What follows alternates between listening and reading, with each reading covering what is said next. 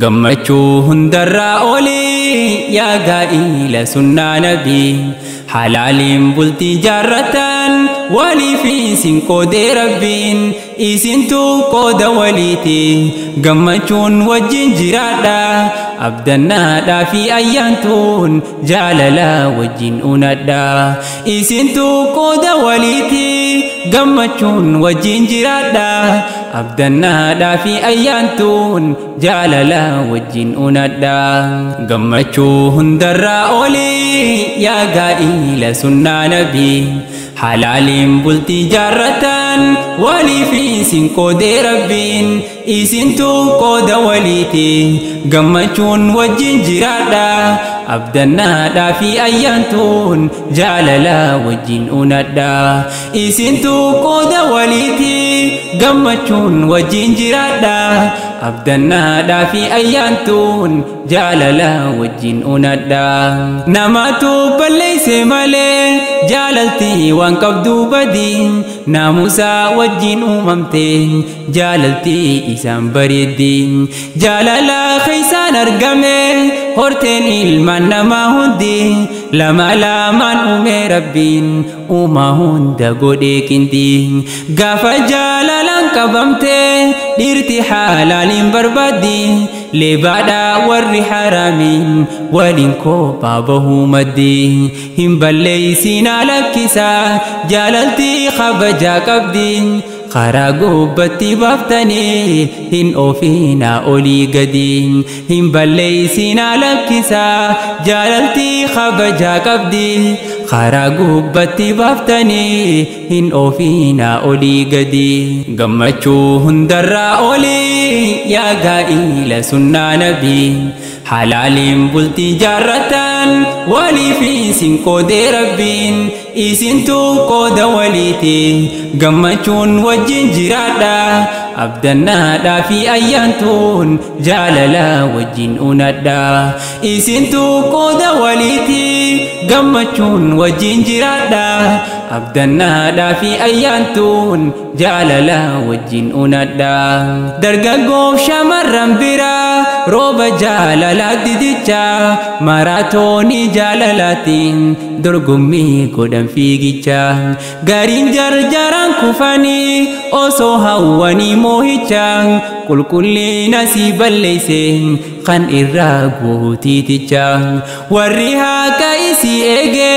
deeme rabbii fi sodacha osoo hin kufin if qabeen ni kadhaan dabree riqicha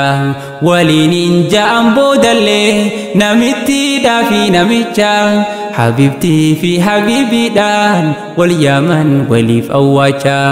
waliin hin ja'an boodallee namittiidhaa fi namicha habibtiidhaa fi habibiin wal yaaman waliif awwaacha gammachuu hundarraa oolii yaa gaa'ila sunnaa nabii halaaliin bultii jaarratan walii fi isin qoodee rabbiin isintu qooda waliiti gammachuun wajjin jiraadha abdannaadhaa fi ayyaantuun jaalala wajjin unadha isintu qooda waliiti gammachuun wajjin jiraadha abdannaadhaa fi ayyaantuun jaalala wajjin unadha maatii jireenyi diigamaa halkanii guyyaa walloltuun qabaattus dhabdus lachuutuun tan humaan beeyne wallaaltuun yeroo xiqqaa waliin turan warri duura wal jaalatuun ni gartaa isaanii ka'een mana murtiidhaa dhaabbatuun dargaggoonni kana argaa eeysaa fuudhatti dhihaatuun dubbiin booda akka ammaa alaalaallu kanan taatuun ja'amaanatti galchuurraan alumatti wal jaalatuun nuuf wayyaadha malee dhalaan mana gallan namaan naatuun ja'amaanatti galchuurraan alumatti wal jaalatuun nuuf wayyaadha malee dhalaan mana gallan namaan naatuun gammachuu hundarraa oolii yaa gaa'ila sunnaa nabii halaaliin bultii jaarratan walii fi isin qoodee rabbiin isintu qooda waliiti gammachuun wajjin jiraadha abdannaadhaa fi ayyaantuun jaalala wajjin unadha. Isintu qooda waliiti gammachuun wajjin jiraadha. abdannaadhaa fi ayyaantuun jaalala wajjin unadha. Dhiifamaa isin gaafannaa arustoonni keenya lachuun deebinee gama keeysaniin teeysaniin taatu dagachuun gammachuu teeysan as dhufne isinii wajjin qoodachuun balloo isiniif haa kennuun isin haati suurakkachuun